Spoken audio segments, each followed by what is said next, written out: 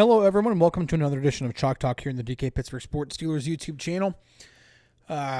Continuing to go through this Aaron Rodgers film. Week 13 against the Seahawks.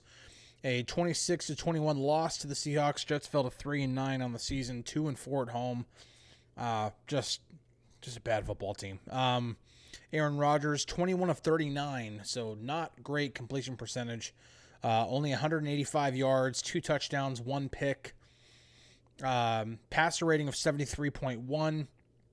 ESPN QBR of 29.9. Really low in the QBR, but Pro Football Focus is a little bit more optimistic with their grade. They gave him a 64.7. Again, 60 is like doing nothing pretty much. So a little bit better than that. And going through the film, it wasn't a bad game. It wasn't a great game. It also wasn't completely terrible. I do think he was way worse last week against the Colts. I think he was worse in London against the Vikings. This was not a great game. Plus 5 drops, a season high 5 drops by receivers in this game. That did have a big impact on overall stats, moving the football. 2 big time throws, 1 turnover worthy play, according to Pro Football Focus. The turnover worthy play was the interception. We will get into that. But 2 big time throws. I thought, again, just going through, and then we'll dive into the film. I thought overall this was a pretty decent game for Rodgers. It wasn't great. It wasn't terrible. Had some misses, especially downfield on some go balls. Had a couple of misses over the middle of the field. Obviously threw a really, really bad pick. But also made some big throws, and we got to see a little bit more of this. It looked like Rodgers, this was the most, I think Rodgers, or probably the best he felt physically all season. And you could definitely see it in the film. So let's dive into it. First play, I always try to put the first play so you can see this is the first passing play of the game for the Jets. And just like it was last week, here we go. Dropping back, and Garrett Wilson's running this go. Rodgers is going to put it up. It's one-on-one coverage. There isn't a safety over the top. And, I mean, this ball looks like it could be there, but defender does get a hand on it. Could be a little further out. Not the greatest throw, not a terrible throw, but defender is able to get a hand on it. It's incomplete. Pretty decent pocket, but again, pocket should be able to hold up to getting to the quarterback, getting to the end of his drop and then throwing it, and that's exactly what he does. And again, we'll look at the throw over the top. It could be a little further outside. You'd like to see this probably a little like right there, possibly. And it's in a place where the defender can get it. Actually, I don't even think the defender gets a hand on it. He doesn't. Never mind. Unless that defender gets his other hand on it. He definitely doesn't get that hand on it. So maybe he gets his other hand up. Let's go back really quick. See. Yeah, he gets his left hand on it right there. Okay. All right, so the defender does get a hand on it. Could have been a little further out. Not a great throw. Not a bad throw. Not a turnover-worthy throw. Just could have been a little bit of a better ball. Next play here. Let's see. Rodgers gets to the back of his drop. I'm trying to remember these plays in order because I only have, I think, 15 plays out of 42 dropbacks. So we're looking at a little more than a third of these. Oh, yeah. This is, Rodgers, again, this is probably one of the best he's felt all season. Because he gets to the back of his drop and he's got a guy, coming in on him, and he is able to not only get out of the pocket, but he looks, again, this is more like it's being a little bit more assertive with this. It's not like getting out of the pocket because he's under a lot of duress and he's kind of scrambling. There's a guy crashing in, and I see some daylight there, and I'm just going to take off and make a play happen. And the throw's a little bit off, and you can see it from the end zone angle. But again, this guy, again, Jets can't handle a stunt, man. They just can't do it. This guy never passes off the defensive tackle to the offensive tackle. I mean, you have to identify the stunt, pass him over, so that when this guy comes in, you can then be free to pick him up. He never does it, so they can't get it. Again, this offensive line could not pick up stunts all season long. It was terrible. But again, Rodgers does a good job of being assertive and seeing this crease and going after it. And throw on the run, it's a little wide. It's not a great throw. But again, I put this in here because it's like, okay, it seems like he's moving a little bit better now. And looking at some of the peripheral stats of the upcoming games, it kind of makes sense. This is after the bye week. He's had a chance to rest, and now it's starting to. You can see how he's physically feeling. Next play. I think you just got a go ball here to Davante Adams. And again, it's just back foot. I mean, he hits it. I mean, he sees this one-on-one. I'm going to trust my guy. And sometimes a lot of fans will try to judge quarterback play based on they have to be precisely accurate every single time. That's unrealistic. No quarterback is that good. Quarterbacks miss throws. Sometimes it's just getting the ball into the hands of the guys that can create yardage, getting the ball into the hands of your playmakers. And when you can scheme up, one-on-ones with Davante Adams and you trust that guy to be a playmaker for you, sometimes that's all it takes. Just get the ball in his hands. Let something happen. I expect that to happen throughout the season with the Steelers, that Rodgers is just going to have those times where he's going to put it up and let DK Metcalf try to make a play. That wouldn't surprise me. Or Johnny Smith, it's not going to surprise me if that happens throughout the year. Not saying your entire offense has to run that way, but there are times it's like, you know what, I'm going to let my playmakers make plays. And here, Rodgers, puts up a go ball, and it's right on the money. This one's right on the money. It's a good play. There isn't a ton of separation, so that makes the importance of it being a good throw obviously much more important. So yeah, make good throws, get the ball in your playmaker's hands, and there you go. I do like, and there were a lot of times in this game where you could tell the Jets were calling plays where Rodgers was trying to get the ball out on his first read a lot of the time, and you could see by this point in the season, you could see why. I mean, the offensive line could not protect him beyond that. And that unfortunately limits you on what you can do in the passing game, which is why it's important to have a running game. The Jets didn't have one. But this is a good throw here. A good amount of separation right there from Adams. He's able to, again, this is why people like Aaron Rodgers put a lot of emphasis on the red line. That red line that's about 5 yards off the sideline on the practice field. There's a reason why, because then you have all this extra room right here to possibly place the ball just in case. And, Rodgers definitely throws it so that Adams kind of bends this route out a little bit. He's able to use that extra portion of the field. There you go. Good stuff. I think this is Rodgers' first touchdown pass. I don't have a second one on here. I'll explain why after this one. But again, sometimes it's just go up, put the ball up, let your playmaker make a play. That's what Rodgers does here. Catch it, get rid of it. It's one-on-one coverage with Adams. Nobody over the top. Put it up, let him make a play. He makes a play, touchdown. Sometimes it's just, don't need to have an offensive guru to dial up touchdowns every single time. Sometimes it's just you got some really good players. Let your really good players be really good players. Get the ball, put it up, make sure it's got enough air under it. It does.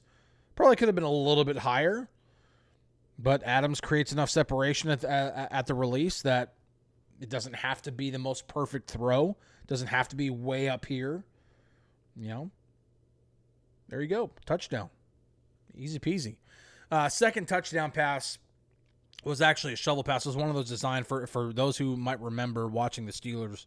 It was that play where they kind of fake to one side and there's a trailing tight end or trailing running back, whoever it was, from the backside of the formation.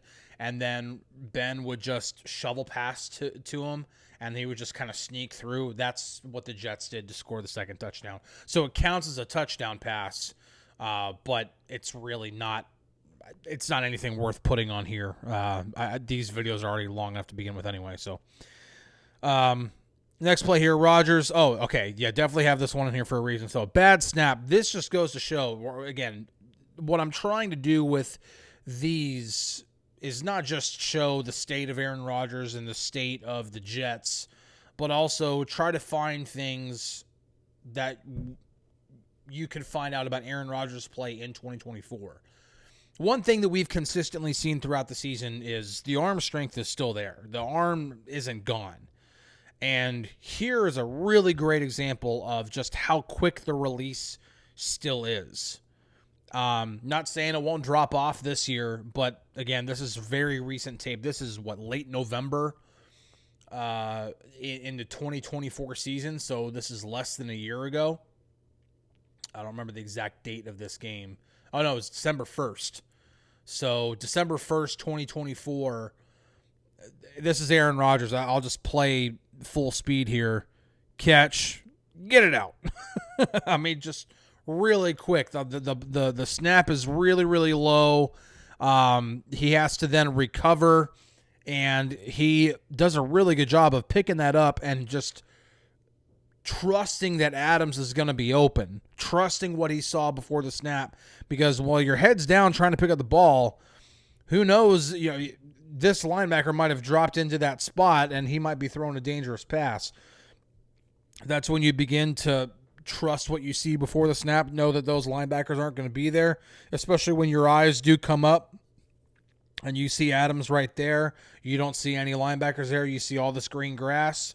In that split second, and then you can just whip it out. That's the quick release is absolutely still there with Aaron Rodgers. So when it comes to some of the physical stuff, no, he's not as mobile as he used to be, but we saw it earlier, and there was even another play in this game in which he scrambled for a while, and he scrambled quite a bit in this game. And again, you could definitely tell he was feeling a little bit better physically. So it's not like he's completely immobile, right? This is not Ben in 2021, okay? It's just not. So for people who think that he's a statue or have used that word, that is not a correct description of Aaron Rodgers. He's just not as mobile as he used to be. I would even say probably not nearly as mobile as he used to be, but can he still move when he needs to? Yes, he can. But the arm strength, the quick release, that stuff has not dropped off very much at all. He's still got that even at 41 years old. End zone view of that really quick. Again, I mean, this position, you have to trust what you saw pre-snap if you're planning to pretty much pick it up and get rid of it. And again, just this quick release of just get it out, and it's right on the money. That release, man, he might have one of the quickest releases in NFL history. It's crazy. Next play here. Let's see, which one was it? Oh, yeah, so this is the double move by Garrett Wilson. So what Garrett Wilson is doing, that sluggo seam here, so he's kind of faking this slant, and then he breaks out here. For those who have watched this entire series of me going through Aaron Rodgers' 2024 season, the one thing that was very apparent early on in the season was a very big disconnect between Aaron Rodgers and Garrett Wilson, especially on timing routes. Routes that required Garrett Wilson to get in and out of breaks on time, can't be anything. There were certain times where he'd be caught hand fighting with corners while he was in a break, so he's late coming out of it, and it either resulted in incompletion or even an interception. I don't know if that's what happened here. This just might be a miss by Rodgers. I'm not trying to make a case for either guy, but okay, so this part right here to me looks fine. It's this kind of stop right there and then trying to get out, because Rodgers is starting to throw right there and Wilson's just starting to come out of his break. Now, maybe he just thinks that Wilson's going to be quicker out of that break than he was. Either way, once again, they're not on the same page. And Rodgers just barely misses him over the top. It's a gigantic miss because Wilson is wide open. It's one of those ones where it's like, I don't even know who to blame. It just sucks that it didn't land. I don't know if it's Wilson being too slow to come out of this. From Rodgers' perspective, it might be that. From Garrett Wilson's perspective is, man, I am wide open. You didn't have to even put it up. You could have just thrown it because look at the separation I created. It's right there. I don't know. It sucks that it didn't land because you don't get guys that wide open that often, and it just didn't hit. Because, again, this is not Rodgers like double clutching or anything like that. This is catch it, get to the back foot, all cleats in the ground, get rid of the ball. And I did watch the broadcast. Rodgers was mad after this play. Like, he was very, very physically, like, probably one of the most heated I've seen watching back the broadcasts of these games as well. He was hated after this. Now, again, I don't know if he was mad at Garrett Wilson, if he was mad at himself. The broadcaster said, oh, Rodgers is mad at himself. I don't know. He was mad. Garrett Wilson was disappointed. It's worthy of disappointment because that should be 6, and it wasn't. And instead of it being 6, when the Jets had what was the lead? The Jets had a 21-7 lead at this point. They could have put their foot on the jugular and made it 28-7, been out way in front of a 6-5 Seahawks team. And this next play ends up happening, and this is bad. So I'm trying to see what Rodgers is seeing before the snap. Definitely getting man coverage, and definitely looks like you're getting a blitz here for sure. You got at least 5. There's another guy lurking possibly right here that could be coming. So you could be seeing as many as 6 guys coming.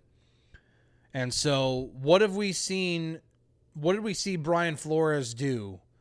For those who remember the game against Minnesota in London, did a lot of cover 0, and every now and then had a guy drop back out and play underneath to take away those slants and those quick little out, just getting the ball out quick. Well, this guy right here fakes the rush, drops back, he gets right in the passing lane. He's trying to hit Garrett Wilson on this slant here and gets right in the way, gets a hand in there and tips it up and catches it, and then all the way back. This is a game changer. And even Rodgers said after the game, like, the plays at the end of the second quarter is what decided the game. It kind of is. Because the Jets were up 21-7. They're knocking on the door. They just missed an opportunity to make it 28-7. And, this can't happen. And the thing is that this happened earlier in the season. And so this is just the Seahawks doing a great job of being ready. This is a situation in which, what down was it? Let me look that up real quick. This is 3rd down. This is 3rd down. This is the kind of stuff that Brian Flores did on 3rd downs in crucial short yardage situations. And again, this just can't happen, man.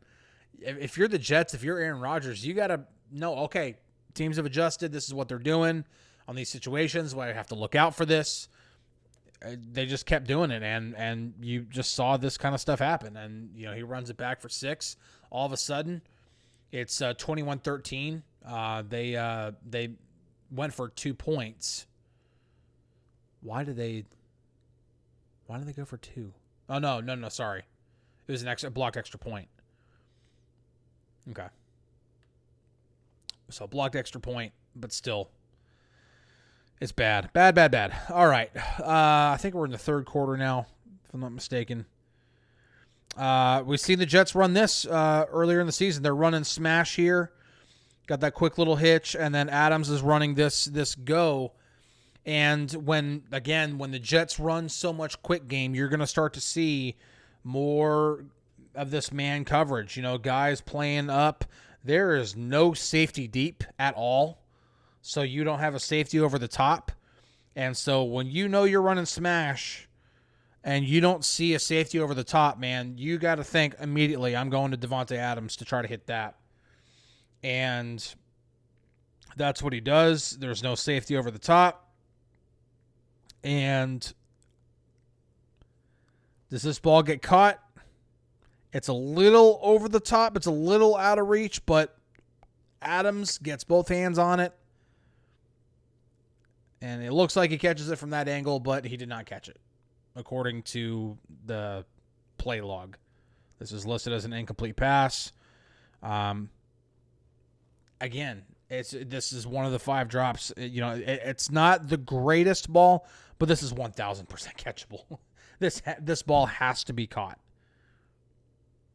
Yeah, ball might have hit the ground there, but this ball has to be caught. It just has to. I mean, this kind of stuff just can't happen.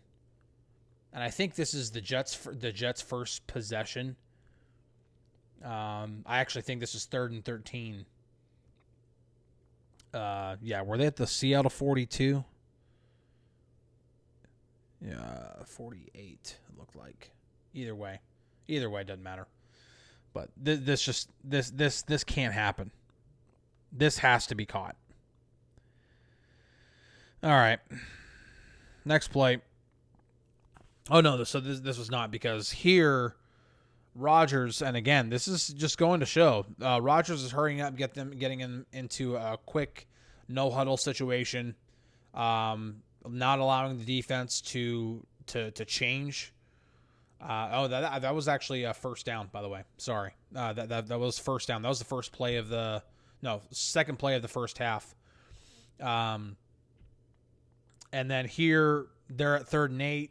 Rodgers is going no huddle, hurrying up, not letting the defense change. And it's kind of playing this improv thing. The Seahawks only bring 3 guys. And then Rodgers, again, doing this kind of improv thing. And he makes a hard throw to Conklin there. And Conklin ends up catching it. Like, this ends up being an 11-yard gain, but you can see Rodgers, again, this is just trying to catch the defense off guard. You're not trying to do anything special. You get 3 guys coming. The tackle still ends up getting beaten. So Rodgers has got to kind of improvise even more. It's escaping the pressure, making a throw on the run. This is not an easy throw. Going back across to the other side of the field and getting there, like that's not easy. And that's a heck of a throw to move the chains. And that's also Aaron Rodgers being Aaron Rodgers. I'm going to do my own thing. I'm going to get up to the line. He doesn't do this all the time, but hey, we need to play. We need to move the chains. I'm going to keep the defense on the field. I know how to beat them. Let me do this. I'm going to do it. Then after we move the chains, let's get back to trying to do things to stay on schedule. And the Jets could not do that in the second half. They just couldn't. I mean, right after this, Allen had a 2-yard loss on a carry, and all of a sudden they're back behind again. They couldn't do anything, man. It's so hard to have an effective offense when you can't run the football, like, at all. And the Jets didn't even try. They were dead last in the league in rushing attempts. They didn't even try to run the football. And this is a situation, you could be like, oh, well, the Jets were a losing team. They only won 5 games. They were probably, trailing a lot. This is a situation. They were up. You know, I mean, they're up. They're leading at this point in the game. They're up 21-16. You can absolutely run the football, trying to milk some clock, and you're not doing it. And even if you're not doing it, you can't do it. You can't run the ball. Next play here. Yeah, this is just when the quarterback gets to his back foot, you got a free rusher that's about to hit him. That's never good. And Rodgers tries to dodge. He can't. Sack. Let's take a look at the protection. Seahawks are rushing 4. I mean, you're rushing 4. It's 5-on-4, guys. Like, come on. You got to be better. And this isn't even a stunt. Like what is 67 doing here? Why are you getting an extra hand here to help the guard? You got to make sure this guy doesn't get around the edge and get to the quarterback, which is exactly what happens. Like, what are you doing? What is the thought process there? Everything else is locked up. This is locked up. This is locked up. The guard has his job done. I mean, literally all you got to do, it's one-on-one. Beat the guy across from you. You can't do that. Rodgers was able to avoid that, but then when he tries to avoid that and move, then this guy's able to come off and get him. But this is insane. This offensive line was bad. Bad. Oy vey. All right, next play. Let's get to the end of this. Get to the end of this game. So notice the first down marker is right here. That's where they got to go. The line of scrimmage is right there. They got to cover 26 yards. It's 24 yards, I think. It's 26 yards. I can't do math. It's 3rd and 26. The Seahawks got the Jets to 3rd and 26. Rodgers, again, 3 guys, 3 men rushing. He tries to play scramble. The check down does a really great job of getting out here, because once the defenders over here see that there's nobody down here, they keep making their way this way. And so Rodgers does a great job of using this to his advantage, surveying everything going on down here. Nothing's open. So he looks back to his left. He sees this guy running in this direction toward all that green grass, finds him open.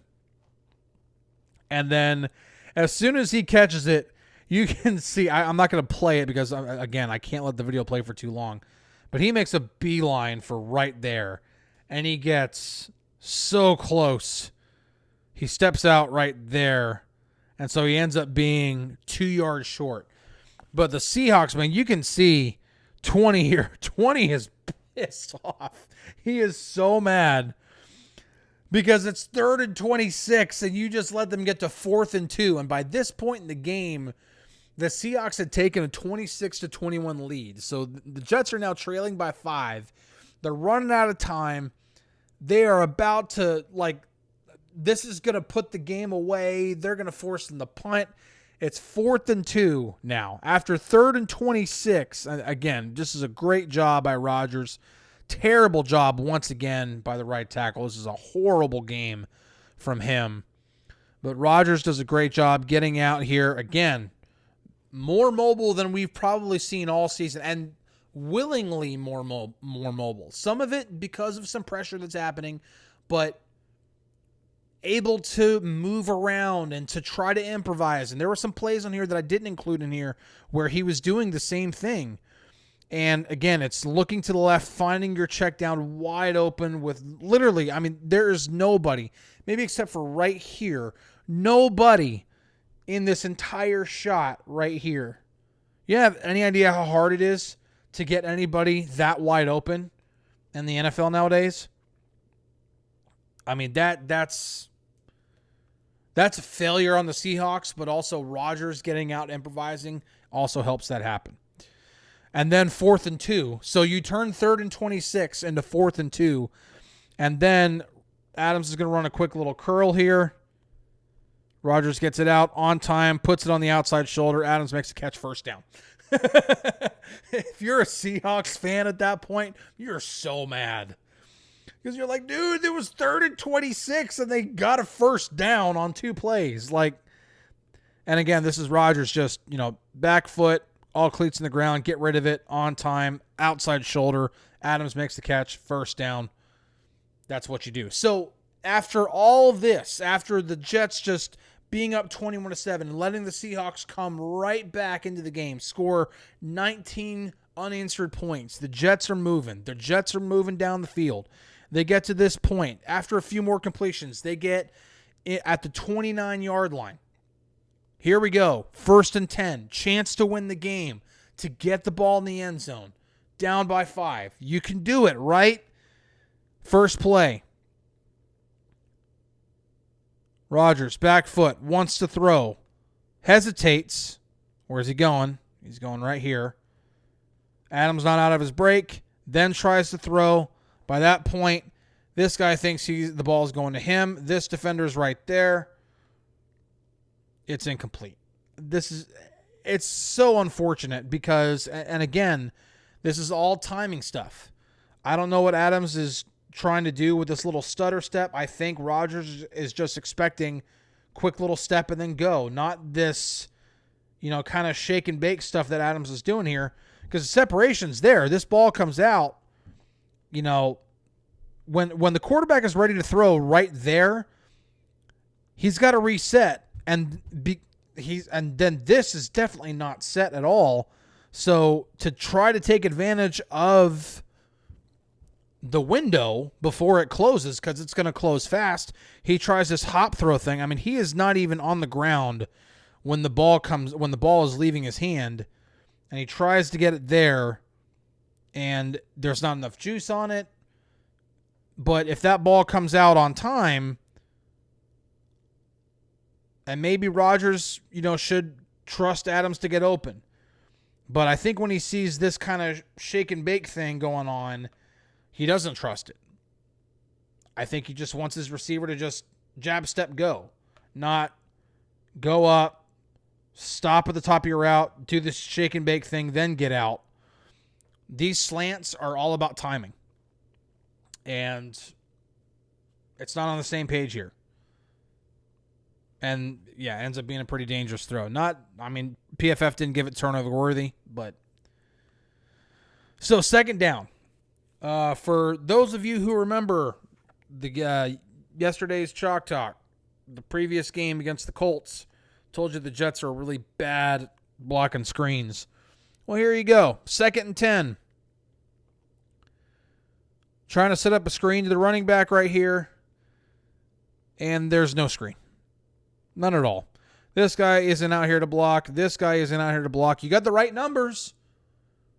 They just got out there really, really late. I mean, right guard, you got to chip and then go. Get out there. And he doesn't. He kind of holds him for a little too long. This guy, it's like a quick little bump and then go. Get the guy. You have the numbers. If it's blocked right, it's a gain. I don't mind doing screens on 2nd and 10. It's actually a pretty good play call in my opinion. But, you get 2 engaged here, 2 engaged there. You got to be quick, then go and get your guy. Quick, and then go and get your guy. That's the only way this is going to work. And Rodgers has to get it out quick because he can't wait for those guys to get off their blocks, because if he waits too long and those offensive linemen get too far downfield, then it's a penalty for an eligible man downfield.